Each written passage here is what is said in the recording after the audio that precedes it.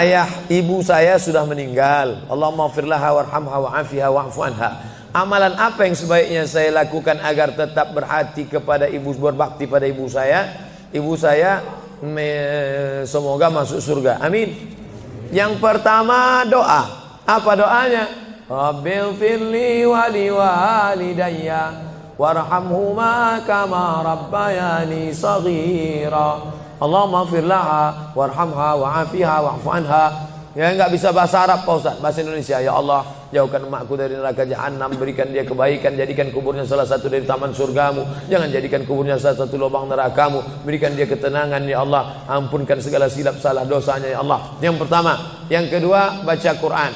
Wa in khatimul Quran, yang paling afdal dibaca khatam Quran, satu khatam. Untuk almarhumah emakku, aku hadiahkan pahala bacaan Quran sekhatam. Kalau tidak bisa satu khatam, bacakan Yasin, hatinya Quran. Kalau tidak baca Yasin, jurus terakhir Ummul Quran Al-Fatihah. Al-Fatihah pun tak bisa, mati aja lah. Yang ketiga, sedekah. Saat sayang betul dengan emaknya, lalu emaknya meninggal dunia, dia datang melapor kepada Nabi, ya Rasulullah, ummi matat, emakku sudah meninggal dunia, apa atasaddaqu anha, kalau aku bersedekah, apakah sedekahnya sampai ke almarhumah emakku? Kata Nabi, tasaddaq, bersedekahlah. Ayu sadaqatu afdal, apa sedekah yang paling afdal? Kata Nabi, saqyul ma', memberi air minum. Yang paling afdal adalah memberi air minum, karena di jazirah Arab susah membuat sumur bor, sedekah air minum. Tapi di Bekasi jangan lagi sedekah air, karena masjid kita sudah diapit 2 danau. Sampai-sampai nama masjid ini pun Masjid Al-Danau, Al-Kolam. Diapit 2 kolam. Nah, oleh sebab itu jangan lagi sedekah air. Sedekah apa? Sedekah AC, sedekah kipas angin, sedekah mikrofon, sedekah kamera, sedekah CCTV. Maka insya Allah mengalir pada almarhumah. Yang pertama doa, yang kedua baca Quran, yang ketiga sedekah, yang keempat kurban. Nanti mau hari raya kurban, ini 1 kambing untuk almarhumah emakku. Yang kelima haji. Kalau dia dulu belum haji, badal hajikan. Yang keenam puasa. Mana tahu dulu ada puasanya tinggal, kita laksanakan puasa. Man mata, siapa yang mati, wa alaihi syamun, punya utang puasa, shoma anhu waliyuhu, maka ahli warisnya melaksanakan puasa untuknya. Bolehkah di sujud akhir kita berdoa dengan doa yang ada dalam Quran? Aqrabu ma yakunul abdu min rabbih wa huwa sajid. Seorang hamba paling dekat dengan Allah bukan di Makkah. Saya merasa dekat betul dengan Allah ketika di Ka'bah Pak Ustaz. Lalu bagaimana dengan orang miskin yang tak punya duit untuk ke Makkah? Maka orang paling dekat dengan Allah wa huwa sajid, waktu sujud terakhir. Fa'kthiru fihi du'a, perbanyaklah doa di sujud terakhir, tapi jangan bahasa Indonesia. Karena kalau dia ucapkan ya Allah tolong aku, batal salatnya. Pakai bahasa Arab. Kalau enggak bisa bahasa Arab, dalam hati saja. Berapa lama sujud terakhir itu? Sampai Sayyidatuna Aisyah mencubit tangan Nabi dari balik kain. Selesai sholat Nabi tanya, Aisyah, kenapa kau cubit tanganku tadi? Kata Aisyah, kusangka kau sudah sakratul maut ya Rasulullah. Saking panjangnya doa Nabi. Sementara kita yang belum ada apa-apanya, yang status belum jelas, tepat betul sujudnya, macam stempel kertas. Kenapa cepat betul sujud? Sujudlah lama. Bagus sujud lama, membantu turunnya darah menyembur dari jantung ke otak. Karena kalau oksigen kurang bisa kena stroke ringan. Sujud lama-lama, bernapas, jangan tahan napas, bernapas. Itu maka karpet jangan bau. Itu maka tak boleh tidur telungkup di masjid. Tidur telungkup ngences pas tempat orang sujud. Bangkit sujud pitam pingsan mak. Nah, ini penting. Lalu kemudian kalau dibaca dalam doa sujud itu ayat Quran boleh? Tak boleh. Karena Quran itu tinggi, sedangkan sujud itu rendah. Tak boleh yang tinggi diletakkan di rendah. Tapi kalau doa boleh. Begitu juga dengan perempuan halangan, tak boleh baca Quran. Tapi kalau ayat Quran itu doa boleh. Contoh, Subhanalladzi sakhkhara lana hadza wa ma kunna lahu muqrinin wa inna ila rabbina lamunqalibun. Itu kan ayat Quran. Tapi ketika dibaca naik kendaraan Boleh. Maka kalau ayat Quran bunyinya doa boleh. Mana? Rabbana atina fid dunya hasanah wa fil akhirati hasanah wa qina azabannar. Itu doa, boleh dibaca. Saya seorang kepala rumah tangga, tinggal di rumah milik mertua. Sebagai kepala rumah tangga, apakah saya belum menunaikan kewajiban sebagai suami untuk membeli rumah tinggal buat keluarga? Ada ideal, ada darurat. Idealnya kau punya rumah, karena kewajibanmu hai kepala rumah tangga laki-laki ada 5. Kasih makan, kasih pakaian, kasih tempat tinggal, kasih pendidikan, kasih perhatian. Itulah kewajibanmu sebagai laki-laki. Beri makan, beri pakaian, beri tempat tinggal, beri pendidikan, beri perhatian anak dan istrimu. Tapi kalau kau tidak bisa, maka mertuamu baik, maka tinggallah di sana. Ya tidak apa-apa. Cuman kita tahu bagaimana bersikap sebagai seorang menantu, bagaimana dengan saudara-saudara ipar, bagaimana dengan mertua.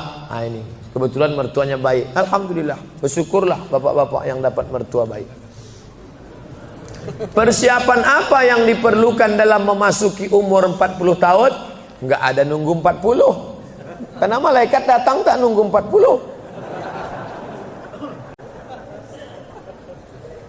Anak muda hafal 29 juz, tinggal 1 juz lagi, mandi di sungai terpeleset batu mati.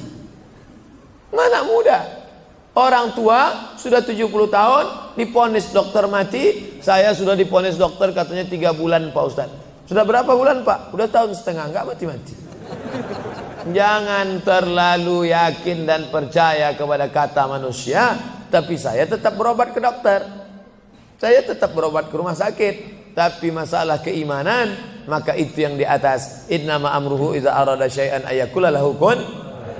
Kalau sudah berumur 40, hati tak juga terbuka, tak juga tobat, tak juga insaf, na'udzubillah, dikhawatirkan tertutup pintu hati. Musibah bukan sakit, musibah bukan miskin, musibah tertutup pintu hati. Khatamallahu ala qulubihim wa ala sam'ihim wa ala absarihim.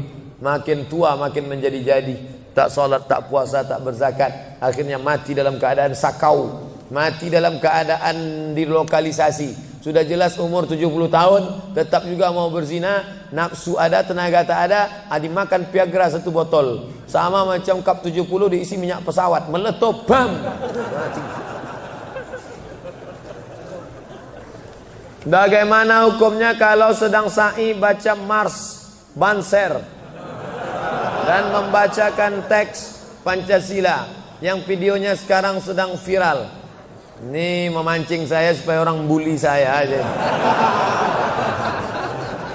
Saya dibully orang tuh biasa, tak masalah. Sebenarnya saya kasihan jamaah.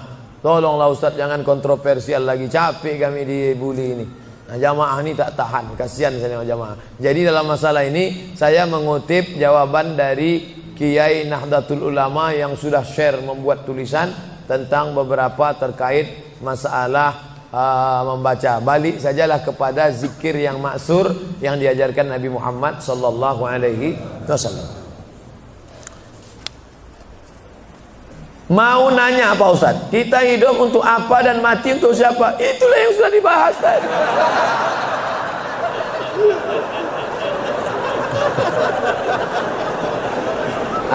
Artinya pertanyaan ini dibuat sebelum pengajian tadi.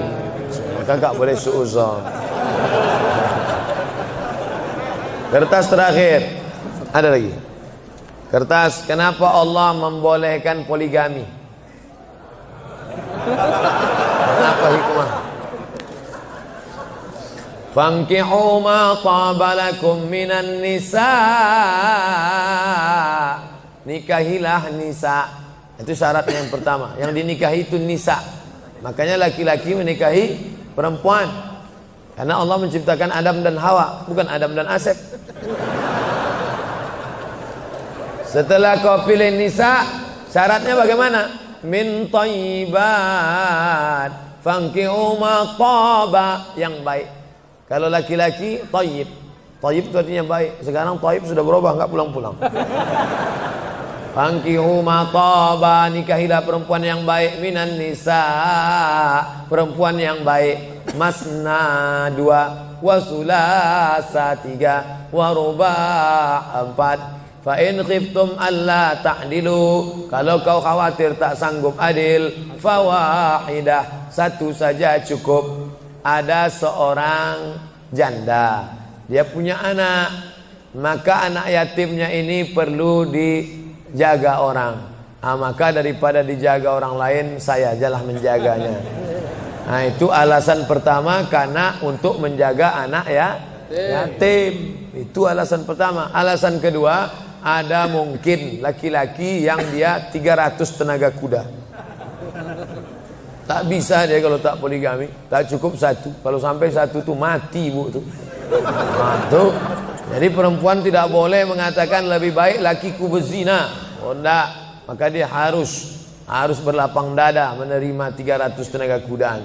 Yang ketiga, untuk menghibur. Nabi Muhammad itu 25 tahun monogami, istrinya cuma satu, Khadijah saja.